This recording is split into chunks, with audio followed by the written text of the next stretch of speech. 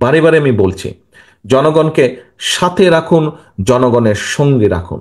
সহকর্মীবৃন্দ, আপনি ক্ষমতায় যাবেন না, এখানে উপস্থিত মানুষ একটি মানুষও ক্ষমতায় যাবেন না। আপনারা আপনারা মানুষের সমর্থন পেলে ইনশাল্লাহ দেশ পরিচালনার সুযোগ পাবেন। দেশ পরিচালনার সুযোগ পাবেন। মানুষ আপনাদেরকে ক্ষমতা দেবে না, আপনাদেরকে দেশ পরিচালনার সুযোগ দেবে। দুটোর মধ্যে পার্থক্য আছে। ক্ষমতায় ছিল পলাতক স্বৈরাচার, পার্থক্যটা বুঝতে হবে। ক্ষমতায় ছিল পলাতক স্বৈরাচার, ক্ষমতা ছাড়া কিচ্ছু বুঝতো না বলেই দেশের মানুষের জন্য কোনো কাজ করেনি। আপনাদের আজকে যে বিভিন্ন অভিযোগ যে তাদের আমলে জলাবদ্ধতা হয়েছে, ট্রাফিক জ্যাম হয়েছে, এই হয়েছে হয়েছে, শিক্ষা ব্যবস্থা ধ্বংস হয়ে গেছে, সংস্কৃতি ধ্বংস হয়েছে, কেন এই কথাগুলো আপনারা বলছেন?